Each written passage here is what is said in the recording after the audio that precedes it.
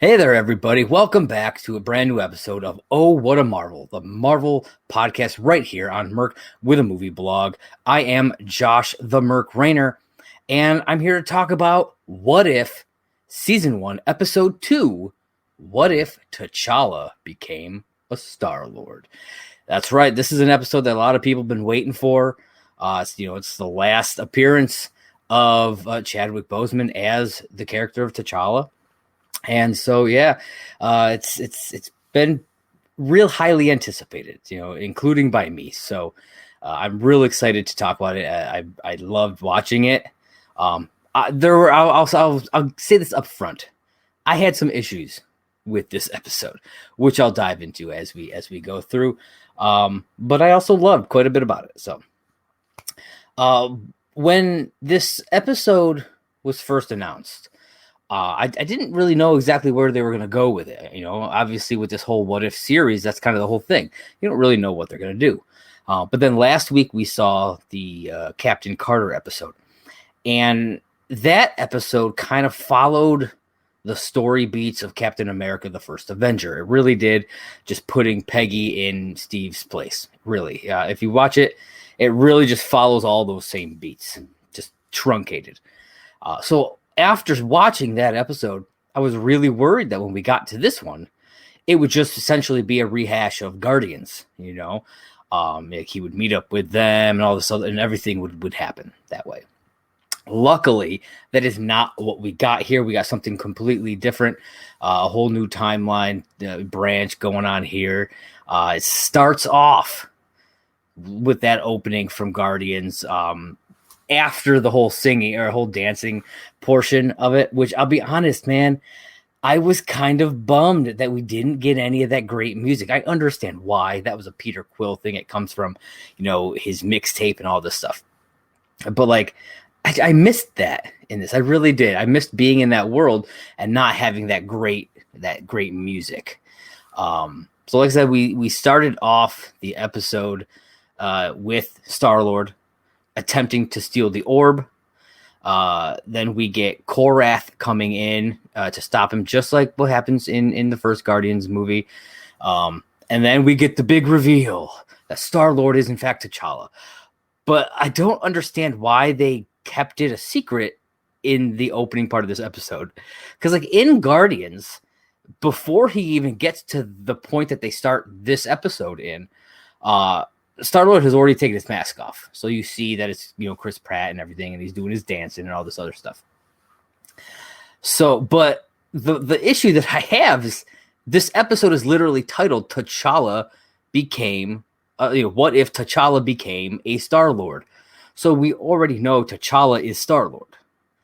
So I don't understand why they felt the need to kind of almost hide it and make this big reveal as if we were going to be like, oh, shit, it's T'Challa. Because, we already knew. Maybe I'm just nitpicking, but it kind of bothered me a little bit. Especially because Guardians is one of my favorites. I love that movie. And that opening scene is fantastic. So, but like I said, we get Korath comes in, does the whole, tries to stop him from taking the orb. And then as soon as T'Challa takes off the Star-Lord helmet, Korath sees his face and he knows who he is. He knows that he's Star-Lord, and he starts fanboying out about it. And I did not like this at all. I did not like this version of Korath that they put into this.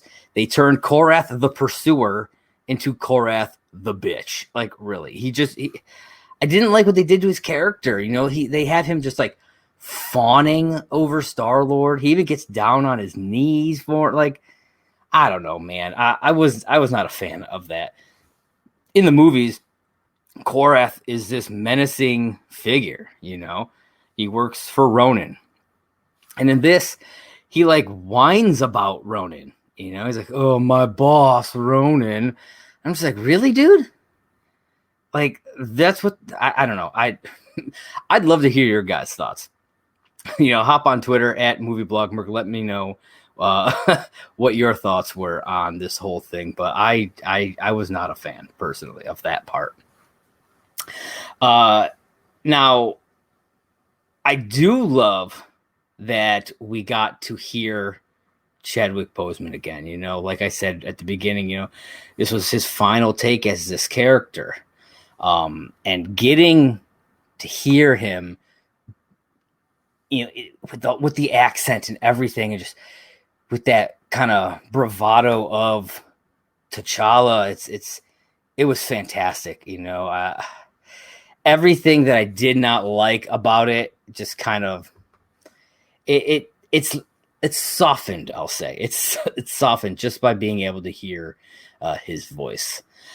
So in this kind of opening sequence, we learn that this version of Star-Lord is essentially a Robin Hood type, taking from the powerful, giving to the powerless.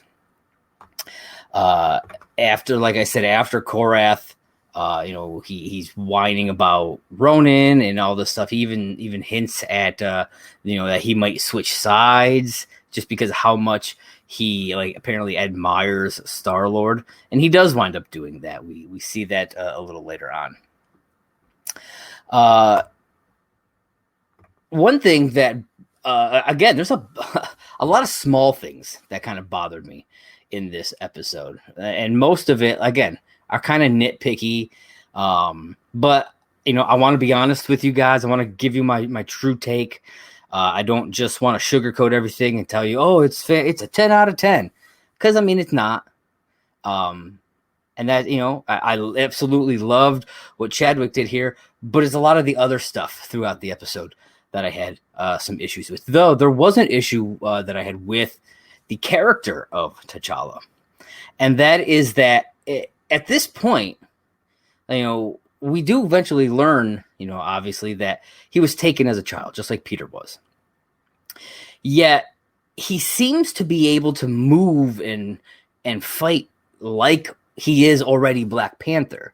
You know, he's got that quickness, that agility. We see in a later scene toward the end where he's like jumping around from like crate to crate or whatever, just like he would as Black Panther. And I'm like, I don't see him being able to do that. You know what I mean? He wasn't trained that way. He didn't, you know, he didn't drink the flower or what, you know, or whatever.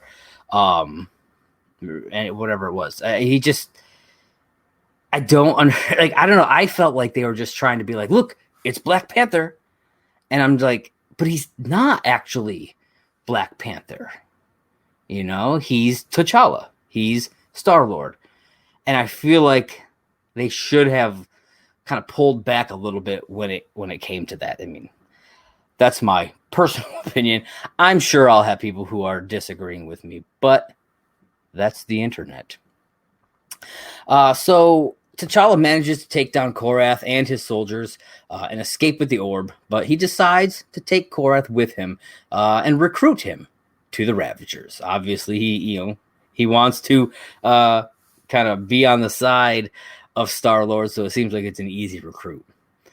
He exits to find dozens of soldiers just waiting there for him and is saved by Yondu. We get to finally see Yondu here and his awesome flying arrow just taking out dozens of dudes, which is fantastic. I love that. And Michael Rooker is great. And that's the other awesome thing about this. Almost every single person in this episode is reprised by their voice, by their actors. Their voices are done by the people who actually portrayed them in the movies. There's only, I think, 3 characters total that don't. I'm jumping way ahead in some spots. Eventually, we see Drax. We see Corvus Glaive. Both of those characters are voiced by different, somebody who did not play them, and in fact, they're voiced by the same guy, Fred Tatstakar. I don't know how to pronounce his name. He's a voice actor. He does tons of stuff. I've seen him in so many things, or heard him, I should say, in so many things. But yeah, when we get there, I'll talk a little bit more about it. But I really wish Batista had returned for Drax. I know it was a small part, but I really wish that he had. And then Peter Quill at the very, very end, we see a little scene with Peter Quill. It's not Chris Pratt. It's somebody else as well. And we'll get to that as well. I'm not gonna jump to that far ahead, but I'll have more to say about that. So apparently, T'Challa's presence in this branched timeline, I guess you'd call it, has turned the Ravagers good. Like I said, he's become like a Robin Hood kind of character and has molded, essentially, or convinced the Ravagers to take on that same mission as him. Also, if you're paying attention in this scene, when they leave, you can actually see the name of T'Challa's ship, and it's the Mandela, which I thought was a fantastic choice. Obviously, named after Nelson Mandela. I thought it was just a great detail to see. It's real quick. They don't say it. It's on the ship, like painted on the ship as it flies off. It's like a blink and you might miss it, kind of a thing. But I thought that was a great little detail, because it would obviously have a different name, something that meant something to him, just as it did to Peter. So then we flash back to Wakanda in 1988. T'Challa is a young boy. He just wants to explore the world, but his father does not want that for him. You know, he's got royalty in his blood. He is destined to be a king, or in this timeline, a lord. So late one night, young T'Challa, he's outside throwing a spear around, and he throws it out past the barrier. He goes after it, and this is when he's found by the Ravagers. He is taken by mistake as they were searching for Peter Quill, but in this timeline, this is where it branches. Yondu apparently decided he was going to send some others out to find Peter. He sends Kraglin and Taserface to do the job instead of doing it himself. And this, using a term from Loki, was what I'm calling the Nexus event, which created this branched timeline, because that choice, the Watcher says, it's all about choices. You make one different choice, just like in the first episode, Peggy chose to stay in the room and it changed everything. Well, Yondu chose to stay on the ship and send someone else looking for Peter, and it changed everything. And so Yondu offers to show T'Challa the universe. We then return to the present, which in this is 20 years later, meaning that it's 2008, which I found really interesting, because this means that T'Challa went for the orb 6 years prior to when Peter did in the main timeline, because the first Guardians movie is set in 2014. That's where it is on the timeline. And so, obviously T'Challa is a much better Star-Lord than Peter was. And, he got things going a lot quicker, a whole 6 years earlier than any of that stuff. 2008, I mean, that's when the whole MCU started, really, and so who knows how else it will affect the rest. I'd love to see more of this specific timeline, this specific branch, and see what like all the other Avengers are doing. But I mean, that's not what they're going to do in this show. It's going to be so many different things, because as we saw in Loki, the branches, they are a growing. And I'll be honest, okay, so they talk about these timelines and everything. The one thing I wish they would do at the beginning, at the opening of all these episodes, is just show that visual of the timeline from Loki, where it just starts to branch out. I would love to see just that. That way it shows you it's got some connection to Loki, and that all of these what ifs are happening because of that. Because that's what's happening here. There's no other reason behind it. That's what's happening here. Because of what happened in Loki, all of this other stuff is happening. So if you haven't watched Loki yet, I'm sorry that I may have spoiled some stuff for you, but go and watch the show. I mean, just watch it. Seriously. All right. So as the Ravagers are enjoying some drinks, they're telling stories. Korath asks how they stopped Thanos. So we get our first reference to Thanos. And then he shows up. He's there in the bar. And he's a Ravager. That's right. Thanos is a Ravager. I was like, what? I saw Josh Brolin's name in the opening credits. So I was like, okay, that means Thanos is going to be in this episode. That's cool. But I didn't know what kind of, story they were going to weave with him, what part he was going to play.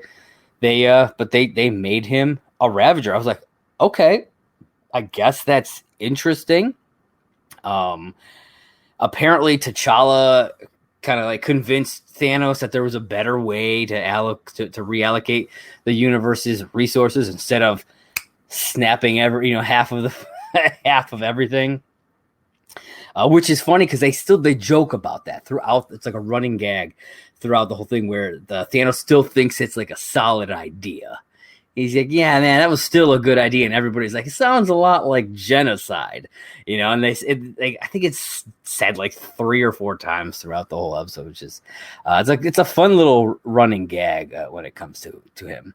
However, I just don't buy this, man. We spent years with this character as like a genocidal maniac. And now we're just supposed to believe that this guy is tame and normal and is a good guy. He's trying to do good things for the universe.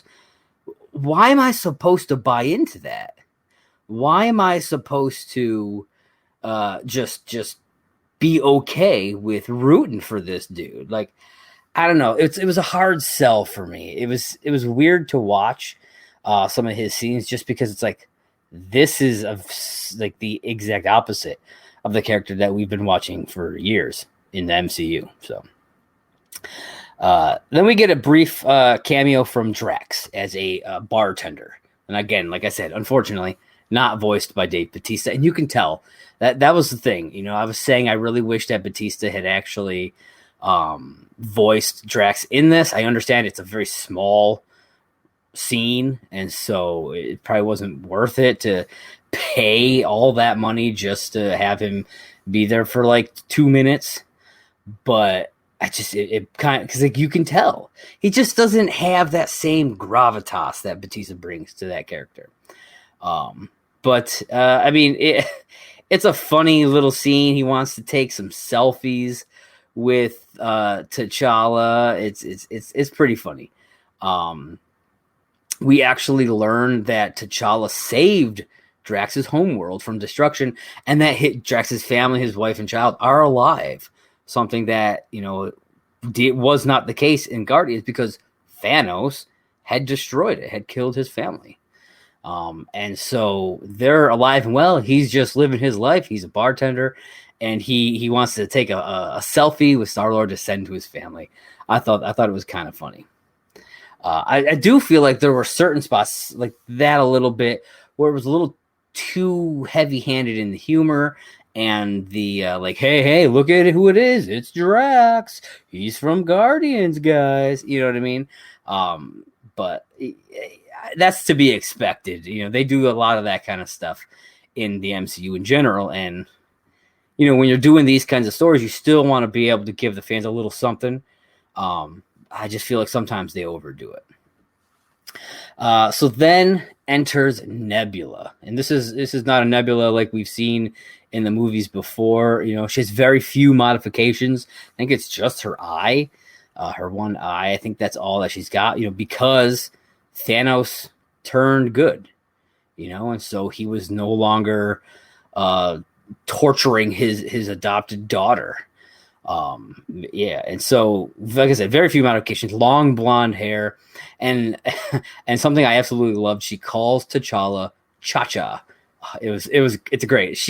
Karen Gillan she pulls it off so beautifully. It's amazing. I love her. She is fantastic. And while talking to Nebula, we learn that Wakanda has been destroyed. Or so T'Challa thinks. We go a large portion of this episode thinking Wakanda is just gone. And I'm like, when that happened, like when I heard that line, I paused. I was like, holy shit. They destroyed Wakanda in this timeline. Like that's like, holy shit. Luckily, that is not actually the case, as we'll find later on. But Nebula has a job for the Ravagers.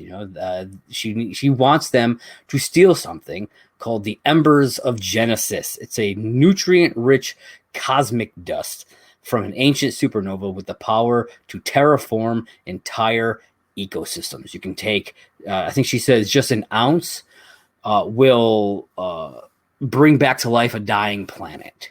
And so that's the kind of thing right there. You have scarce resources, something that Thanos talks about, and that's the whole reason why he wants to snap the entire universe. This can help. It can help feed, as T'Challa says, billions and billions of people. If not more.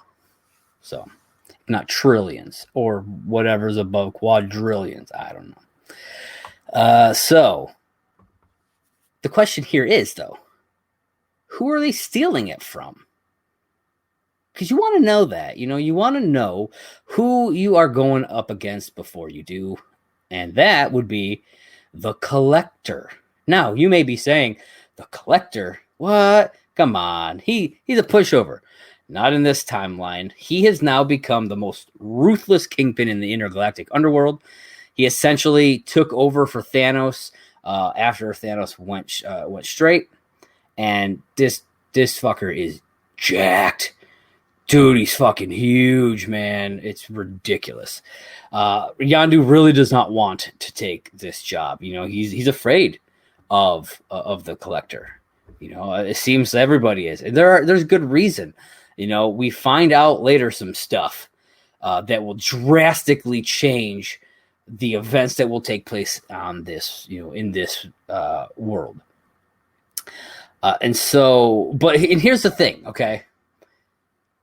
I say it'll obviously change things. We have a timeline, right? I'm going to have some things to talk about later on because stuff doesn't seem to add up quite to me.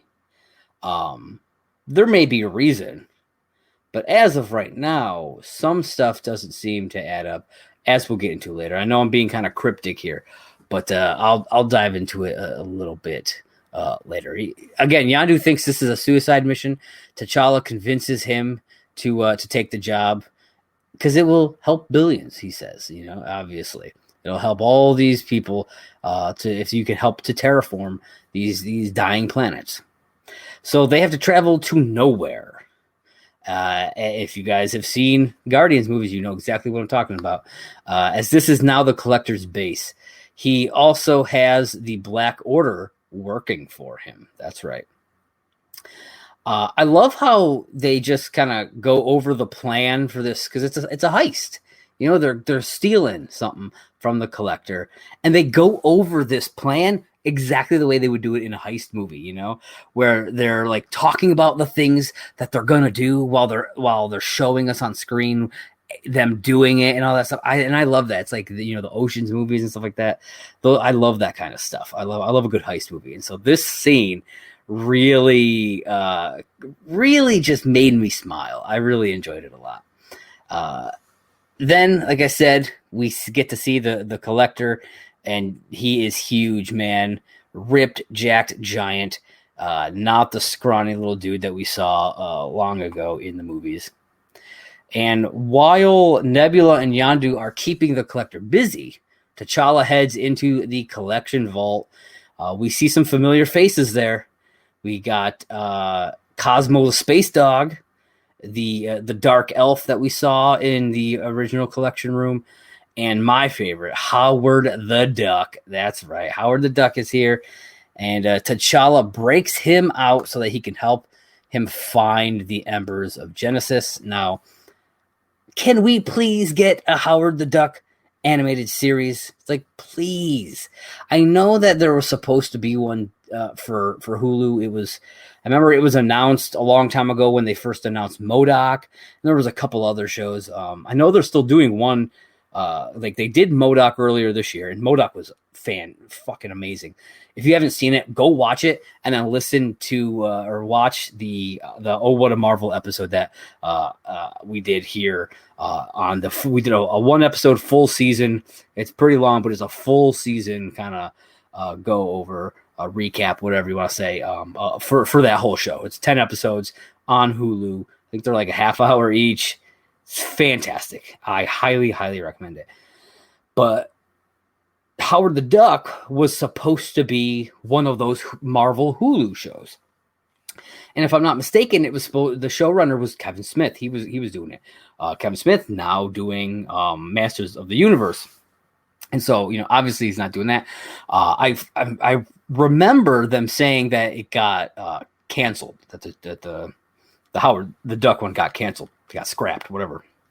And so I was really bummed because I loved the little bit that we got of Howard the Duck in the movies, and then seeing him in this really just solidified the fact that we absolutely need to see a Howard the Duck animated series. And I know that Disney Plus is working on more animated shows in the Marvel universe, and so I really hope Howard the Duck is going to be one of them. Okay, so we get to see Proxima Midnight. Here, she's working the desk. She's like the security officer, and she discovers their ploy and locks down the building. Howard and T'Challa get separated, and T'Challa finds a Wakandan spacecraft. That's right. We get to see some great. We get to hear some great Wakandan music in this scene. It was great to hear it. Just that instrumental kind of in the drums and everything that we get from from Black Panther and stuff like that. So it was really cool to hear because we weren't hearing any of that leading up to this point. And so it really set the tone for this scene, in my opinion. In the ship, we get to see all kinds of great stuff. We get some cool Wakandan writing. We see mannequins of the Dora Milaje. And then a hologram message kind of pops up, and it's T'Challa's father, T'Chaka. He's still looking for his son years later. When we saw him in 1988, he was a young man, not gray or anything. But this message, he is much older, gray hair. It's the T'Chaka that we see in the movies. And this is when T'Challa realizes Wakanda hasn't been destroyed. My father is much older, which means that everything that I was told was a lie. And he doesn't quite know what to do with that. It's pretty clear that T'Chaka sent this spacecraft. He sent it into space to search for his son because he was never going to stop. He was never going to stop. So back with the rest of the team, Proxima Midnight, like I said, discovers that ploy, and things really just unravel from there because, unbeknownst to us, Nebula has double-crossed the Ravagers, and that revelation about being lied to from T'Challa is short-lived because Nebula enters the ship with a gun and double crosses the team. Or does she? In the jail cell, T'Challa, he's pissed at Yondu for lying about Wakanda, and that's understandable, I would 100% be furious about that. And I feel like he holds it together way better than I would. Then we get Corvus Glaive. He comes by, opens up the cell, and just whacks T'Challa in the face with the pointed end of that staff weapon thingy that he uses. Now, they show it like from T'Challa's point of view, and the point of that staff thing literally comes at his face. And I'm sitting here, I'm like, because I watched the episode twice before I did this, and I'm like, both times I said to myself, that would have literally impaled his face. It wouldn't have knocked him out. It wasn't a blunt, object. It was literally a sharp, pointy weapon that would have just impaled his face. and killed him. So I think that that was a bad move to do in the episode. I think they should use something else. Had him do it, or had him swipe it against him, side of it pop, or just had him punch him, or anything else. He could have done almost anything else. But the way they have showed it, I was gonna almost say shot it, but it's an animation. So the way they drew it, I guess, really just made me feel like, oh yeah, he just got impaled in the face. So I don't know. Then we get to the Collector. T'Challa is in a cell, and the Collector has plans here. He has plans to make T'Challa his new piece of art. Nebula goes over to the Ravagers and takes out Corvus Glaive, revealing that this was always the plan and that T'Challa was in on it. A triple cross, as Korath says. And she even has the embers. So, we got Nebula doing exactly what Nebula does. A double cross, a triple cross. Who knows what side she's really on ever. That is Nebula. She apparently does not change. And then T'Challa manages to get out of the cell. He uses his necklace as claws and punches the glass to the cell, breaks out, and then just starts jumping around from cell to cell like he's Black Panther. I mentioned this a little earlier, and I'm just like, what is going on here? He isn't Black Panther. He shouldn't physically be able to do these things, but he does. I don't know. They never cover it. It's not like they're like, oh, when he was a kid, they gave him the powers. I mean, as far as I know, that's not the case. Maybe I missed something in the movie. Guys, let me know at MovieBlogMerc if I'm missing something here, because I would love to know if there's an actual explanation to it. So then we get Ebony Maw, who catches him. He's doing his jump around thing. He's trying to get, away, and Ebony Maw, he uses his little powers. He kind of binds him up with some glass, which I thought was pretty cool.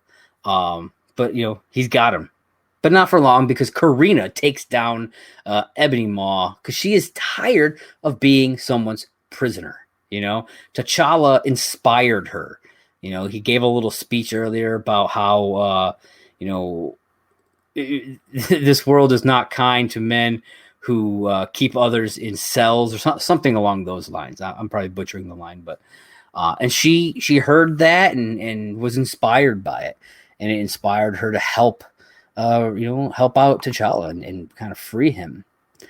So then T'Challa goes off and finds the Collector, and they begin to fight. The Collector has the severed arm of Korg and uses it to punch T'Challa, which I was like, when he first pulled it out, I was like, holy shit, is that Korg's arm? And sure as shit, it's Korg's arm. And I'm like, oh, that just breaks my heart.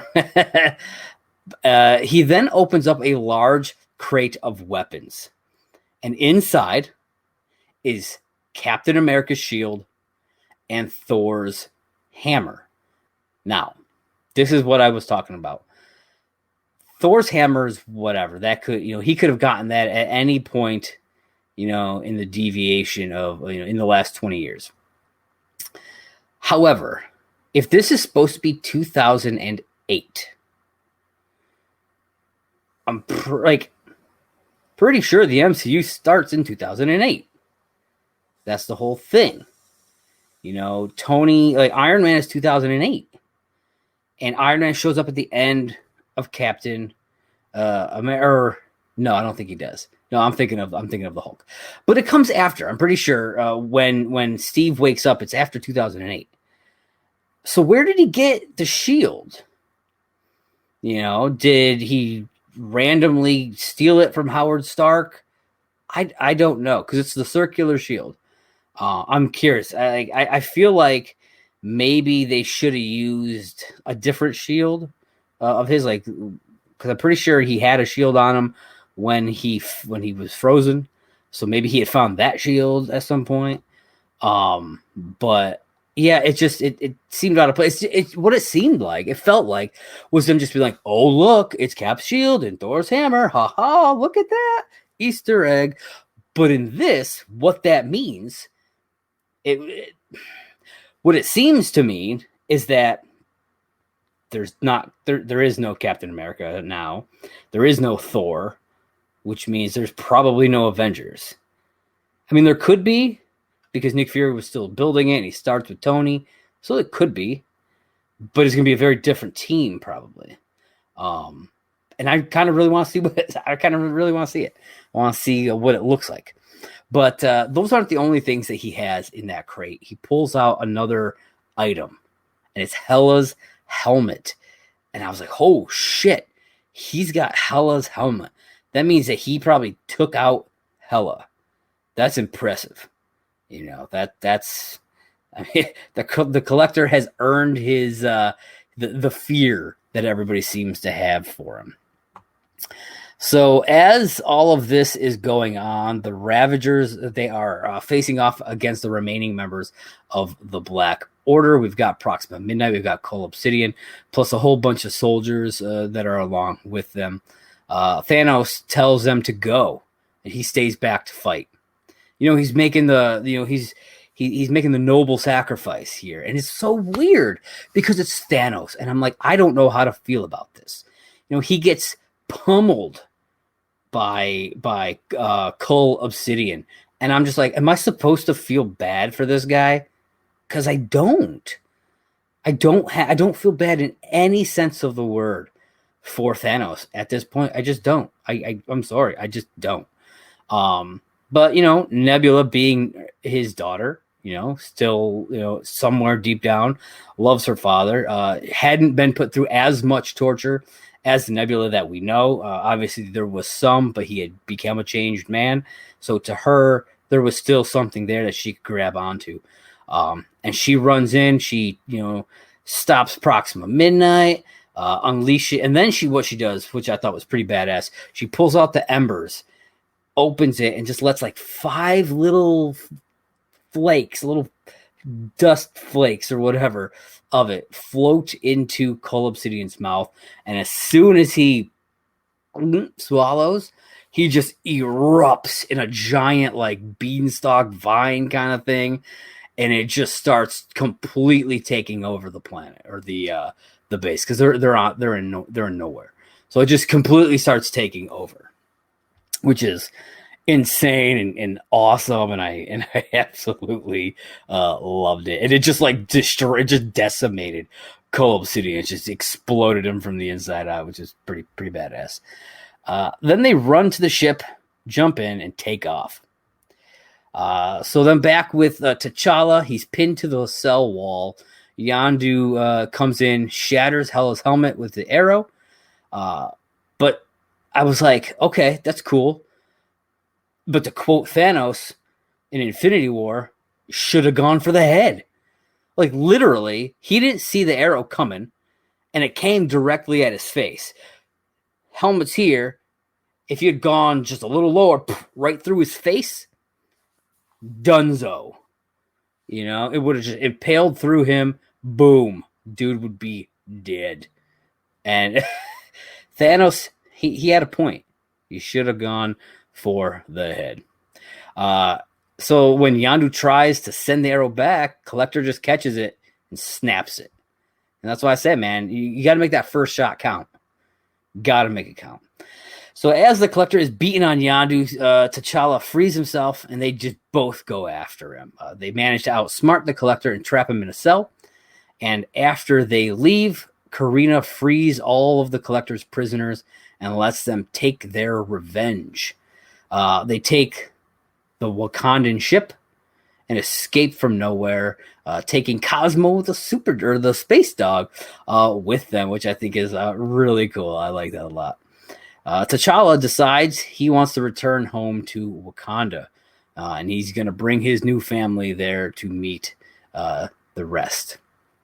So we get a quick scene on Wakanda with he sees his family. We got his mom, his dad, his sister Shuri's there. A whole bunch of Dora Milaje are there. Then we're like in like a banquet hall kind of a scene, and we get this quick shot of Okoye, and voiced by Denai. I think it's Denai Guerrera is her name. And she's talking to Thanos, and it was really just weird to see. And that's where we get another of the that sounds like genocide gag again. Because like I said, it runs throughout the whole episode. We got Korath trying to like hit on some woman that's there, and we get T'Challa and Yondu sitting down with T'Challa's parents, and a nice little reunion for him. That's kind of where that part of the story wraps up. But it's not the end of the episode. We get a nice little extra scene where Peter Quill on Earth mopping the floor of a Dairy Queen. So he didn't go into space. He just lived his life. His mom died, and he just lived his life. He's got his headphones on, the orange headphones with the Walkman, and he's listening to his music, mopping the floor. And then someone walks in. And he turns, he's like, "Sorry, man, we're closed." And it's Ego. And he's like, "Not even for your dear old dad?" And his eyes glow. And that's where it ends. The Watcher says something along the lines of, "This might spell the end of the world, but that's a story for another day." And I'm like, oh, come on.